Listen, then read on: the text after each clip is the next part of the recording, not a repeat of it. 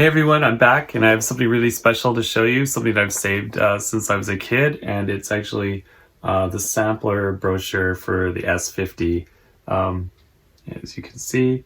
And I do have a collection of brochures stocked away in a box, and I came across this and I had saved it since I was a kid and wanting to buy an S-50.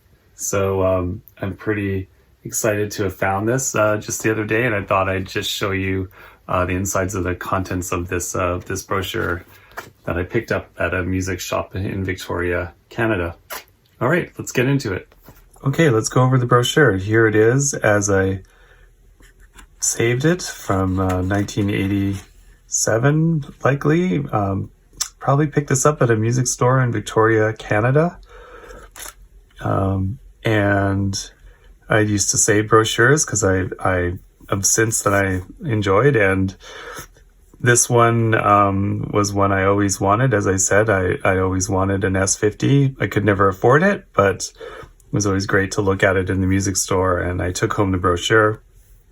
As you can see, the first page, they're talking about how the system software is updatable with a floppy disk, which was sort of a new thing at that time, and it looks like already by the time this brochure had been printed, they had System 2 software out. I have never seen System 1 software on an S-50, so I do know it existed, but I don't know if I've ever seen it running on an S-50. And here we go. In page 2, it explains a little bit more about the S-50. Goes into a bit more about the how much samples it can do, and this is interesting. Here they explain 16-bit D-Day ensures excellent fidelity, but one thing to remember is that the A to D on the sampler was 12-bit, so it looks like they're doing 12-bit in but 16-bit out, which would give them some more headroom, which is why the S-50 does sound good, but at the end of the day, it still was a 12-bit sampler. They don't actually say that in the brochure, though, which is interesting. The large memory, so at the time, 750 kilobytes of RAM, which I guess at that time was a large memory. It seems rather small now, but, you could get 28.8 seconds at 15 kilohertz, which actually doesn't sound too bad.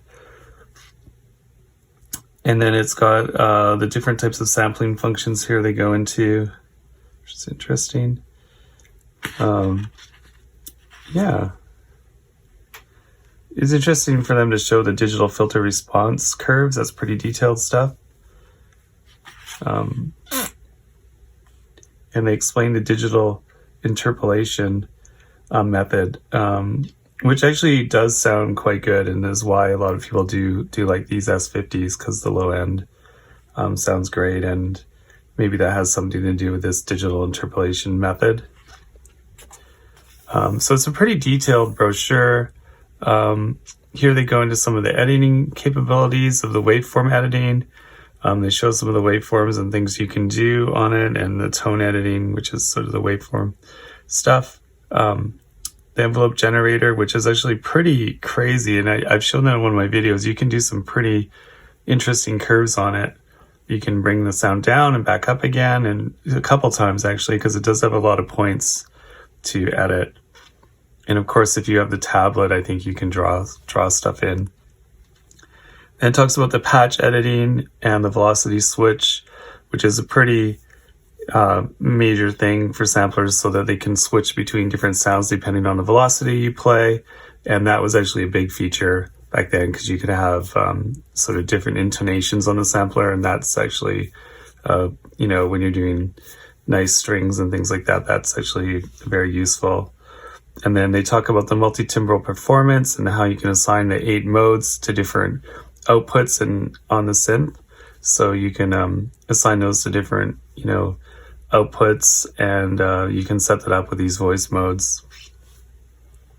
And they show the back of it and the features. One thing to note here is that this port, it looks like a SCSI port in all indications that it should be, but it's never operated And I've never heard of anyone ever getting that port to operate as a SCSI port, although it was built into the synth and is on the hardware, but they don't mention anything about it. As interesting enough, the S-550 does have a SCSI option. So they must have been thinking about it. They put the hardware in and they just didn't release it, which is interesting. Okay, let's just go into the next page. Here, this goes on to some of the panel modes, just to show you what you can do with the CRT, which is pretty much a must-have for the S-50. If you try to do anything with System 2 without the CRT, it's almost impossible. The menus are cryptic. There is no real good way to operate the sampler without the CRT option. I have tried. It's almost impossible. So you pretty much need the CRT. And if you do attach it, you get all these great features. It's actually pretty awesome. And you can do some editing and look at your sample data, manage your tones and where they sit in all the banks and such like that. And then they talk about the SYS-503, which I don't have, but it's a sequencer. And the reason why I don't have it is because you need the dongle. I think there's a cracked version out there, but I haven't seemed to find it yet. So if anyone has it, please send it to me.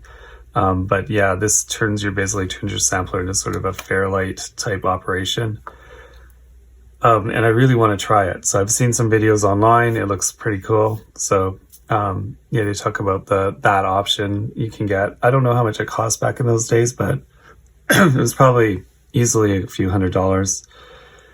And then the S10, it's interesting, the S10, which is a really awesome sampler in its own right. And this is what I actually bought first. I think it was about $1,000 Canadian to buy this sampler, and in '87, and I bought one new, and it's really easy to sample in. It sounds great. Doesn't have a lot of memory, and it takes those silly quick discs, but it worked really well for what I wanted. And they just give it a very, very brief mention down here on the bottom of this page. So they don't really even talk about it much in this brochure, even though that was a very popular sampler. Then they go on to the S-550, which is sort of their, I think their pro, more flagship thing, because it did have 1.5 megabytes of RAM, so it doubled the RAM. You could do quite a bit more with it. It had the remote control option, so to give it sort of S50 type control, and with the alpha wheel and such, the alpha dial. And they go into a little bit more about it, multi-timbral capabilities. So it has 8 individual outputs, which is more than the S50, and it had more memory, so you could put more sounds into it. And here they talk about the remote controller. Yeah.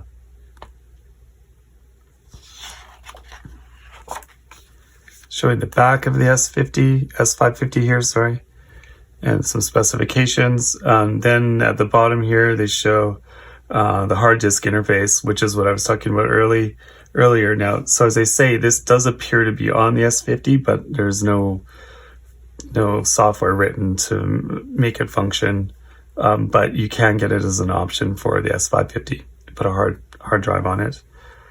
And then they talk about the SYS-553 sequencer. So it's a different version than the one on the S50, the software, because it takes advantage of the more memory and more voices. And you can do a lot more with it, obviously, because you just have more sounds available. And so they really go into that on this page, the sequencer. You can produce songs up to 30,000 steps long, and it's very interesting and versatile. So I talk about the SYS-553. On the next page, now they go into the S-330, which is sort of the little brother of the S-550. So it they talk about the sound quality again, but the memory, large memory capacity, even though it's back down to 750 kilobytes, so it's half of the S-550. But you can add all the features on, you get the multiple outputs, and you can still do the editing. So basically it's an S-550 with just a smaller amount of memory, but you do get the outputs and it's in a smaller rack space. So that's interesting to dedicate a whole page to the S-330. And then they have a back page here talking about all the floppies available, all the software that you can get in the sound libraries. And most of these are available online.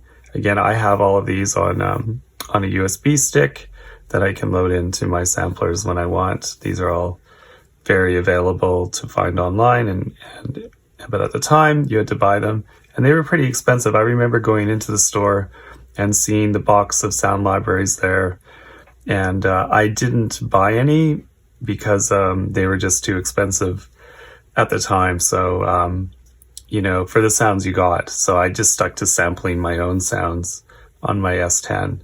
And so they do show a couple of the S10 quick discs here. And I do believe I had a few libraries that came with the synth. Like I think I had the acoustic piano and some things like that. So Orchestral Hits Volume 1, those are obviously in the 80s, were a big sample, big deal. People love that stuff. You can, some cases here and some connector cables and stands. And that's it. That's it for the brochure.